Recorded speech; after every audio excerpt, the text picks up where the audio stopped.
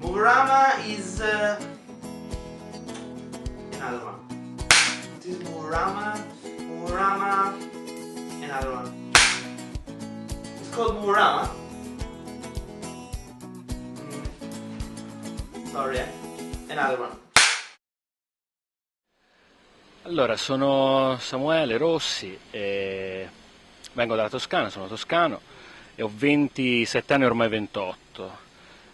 Come nasce la mia passione? Bella domanda, è un po' difficile sintetizzarla. Sicuramente nasce prima di tutto dalla scrittura.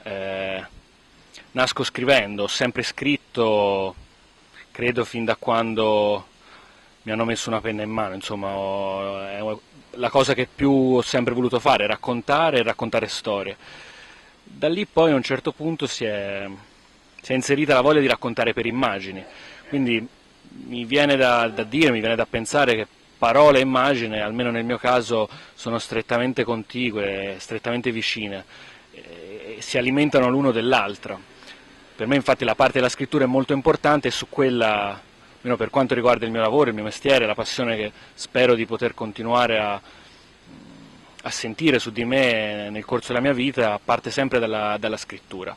E le immagini poi ne sono conseguente, sono figlie di quelle parole, di quelle storie che nascono prima appunto su carta. Diciamo che, come ho sempre pensato, essere un regista è prima di tutto avere una cultura che possa sostenere la volontà, la voglia di poter dire qualcosa, di poter raccontare qualcosa, che è un privilegio ma soprattutto una grande responsabilità.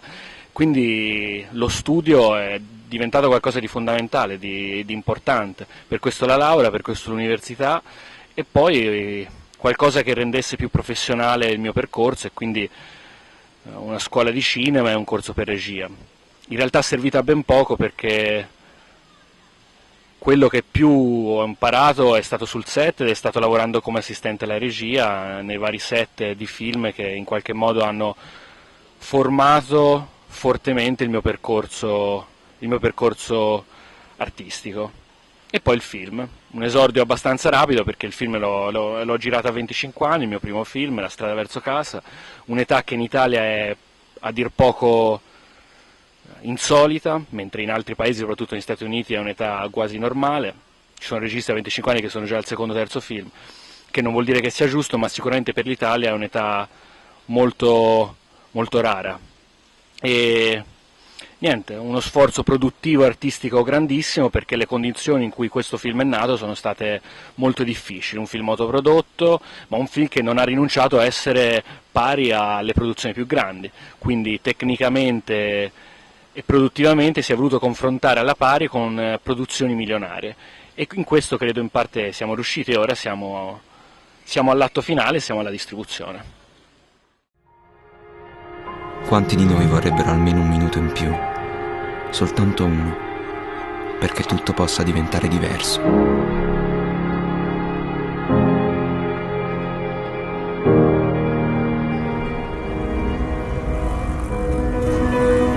Perché non scrivi più? Da domani torni a scuola. Ma io non ci sto a casa. Io ho un'azienda da mandare avanti. Lei ieri sembrava un po' preoccupato per sua moglie. No, mia moglie sta bene. Io non ci torno a casa. Non lo abbandono Massimo e neanche sua figlia lo farà. Il direttore mi ha chiesto di lavorare. Io sto solo facendo le cose. Adesso non è importante. Ci servono i soldi! Cosa fa? Smettila Devi poi. chiamare Ti ho detto lasciami. Cosa fa? Papà, non c'è più, non posso continuare a scrivere. Per non dimenticare quello di cui il mondo è fatto.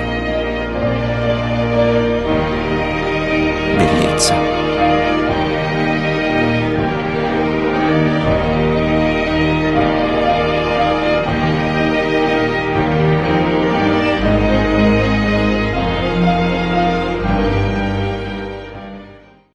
Visivi nasce nel 2009, fa parte. Visivi per me era un sogno, e in parte di questo sogno è diventato realtà. È la produzione che vivo, che insieme ad altri ragazzi ho costituito e che tuttora realizza, produce, mette in campo i progetti che cerchiamo di rendere realtà. È un progetto che fa parte sì del mio sogno, non vedevo, l'unico mio sogno non era tanto fare il regista, non era soltanto, anche se è ovviamente il centro, il fulcro della mia vita, ma la cosa più importante sicuramente era creare una casa, uno spazio comune, una rete umana, affettiva, artistica, che rendesse più facile, più interessante, più bello il lavoro stesso, il fare cinema, una sorta di factory, una sorta di ambiente in cui le persone che poi potessero che avessero partecipato potessero rispecchiarsi, potessero riflettersi in quello che era un mondo che in qualche modo li rappresentasse, che il problema di oggi è quello, non avere uno spazio che soprattutto le nostre generazioni possano abitare con coraggio, con serenità, con la bellezza di vivere una passione e soprattutto di rendere possibile un mestiere, cosa che oggi è difficilissimo se non impossibile. Quindi unendo le forze, facendo squadra, facendo gruppo, cercando di fissare quelli che poi sono diventati punti comuni di un percorso condiviso, abbiamo costituito quella che all'inizio era un'associazione culturale, quindi una dimensione più facile soprattutto a livello burocratico, e poi siamo approdati a una società di produzione vera e propria che volesse mettere in campo seriamente, in modo professionale, i propri progetti. E nel giro di 3 anni questo è diventata realtà, perché non solo abbiamo un film alle spalle, che ha girato festival e che ora esce al cinema, ma ha messo già in campo 2 documentari, sta pensando al secondo lungometraggio, insomma è un gruppo serio, giovane non nel senso solamente anagrafico, nel senso delle idee, che puntano all'innovazione vera, ricollegandosi però a un passato che poi era quello da cui il cinema italiano ha sempre trovato più grande giovamento, insomma quello di fare squadre e di aderire in toto alla realtà, quello che al cinema di oggi manca, perché poi il nostro cinema è privo di consistenza proprio per quello, perché è slegato totalmente dal contesto dell'oggi, dal contesto quotidiano, vive su una nuvola che lo rende banale e privo di consistenza. Noi stiamo cercando invece di renderlo qualcosa di vero, magari di più piccolo, di più semplice, perché è anche giusto ridimensionare un gesto quando non può più riuscire a tenere un livello alto, però un gesto vero, sincero, che sta cercando di ripensare il proprio percorso artistico, la propria dimensione professionale, e Chi Visivi penso rappresenti questo. È un paese di tanti registi e pochi spettatori l'Italia, condivido quest'idea, che si lega a doppio filo a un concetto un po' presuntuoso e superficiale che si ha della professione oggi, almeno nel nostro paese. Da una parte la presunzione di ritenersi in qualsiasi ambito, in qualsiasi modo, vista una società sempre più liquida, una rete che ti permette sempre più di fingerti un talento, e questo ovviamente sono complici i grandi media e i nuovi media, tutti si sentono non solo artisti, tra virgolette, ma si sentono anche in grado di dire qualcosa, perché sono gli stessi mezzi a renderti possibile di arrivare, anche se a un pubblico ristrettissimo, ma questo basta per amplificare, enfatizzare un ego, un narcisismo che ormai ci appartiene, perché abitiamo una società dell'ego, dell'io. E questo appunto rende legittima il pensiero di un troppi registi, direi meglio un troppi che si credono registi e più in senso ampio che si credono artisti. Pochi spettatori, anche questo si lega alla presunzione, alla superficialità, è una società alla quale non interessa più il seguire il contenuto di un'opera, il seguire lo sviluppo di un percorso artistico, di un percorso professionale, del percorso di un pensiero. È una società che si accontenta di apparire, ma non di sapere, di pensare, di studiare, di assorbire in sé quello che la società gli può offrire. Ecco quindi pochi spettatori, perché manca l'interesse, la voglia di ascoltare, di interessarsi, e manca la voglia perché si è una società pigra, che aspetta che tutto arrivi direttamente sul tavolo, dove magari è appoggiato allo stesso computer con cui si sta navigando, e questo rende tutto molto più rende tutto di poco valore, e ogni gesto che qualcuno o in pochi magari spendono con forza e con vigore viene banalizzato e quindi diventa uguale a tanti altri.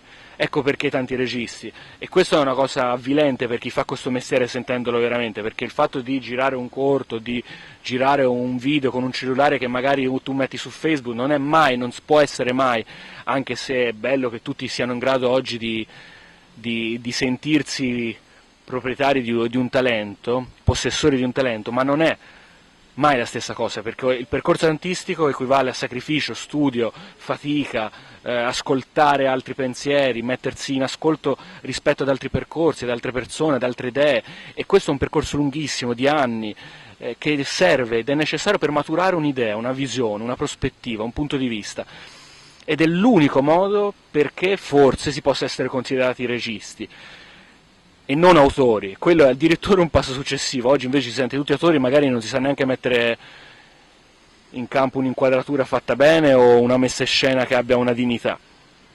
Quindi il nostro sì, è un paese che si mette in mostra ma che ha difficoltà ad ascoltare, a vedere e a osservare, e questo va cambiato con l'umiltà, con la voglia di porsi di nuovo in ascolto, fare meno cose ma farle meglio, concentrarsi su quello che si può imparare e non semplicemente su quello che si ha la presunzione di poter dare, diventare più piccoli proprio perché solo in una dimensione più piccola si può provare a ritornare grandi,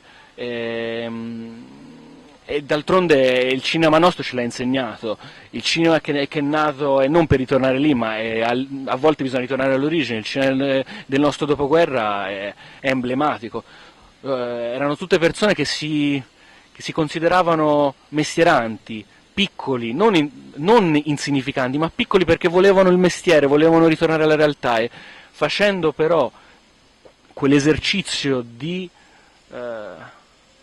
confronto con il reale e di umiltà, sono diventati i grandi maestri dai quali noi dobbiamo tornare a imparare.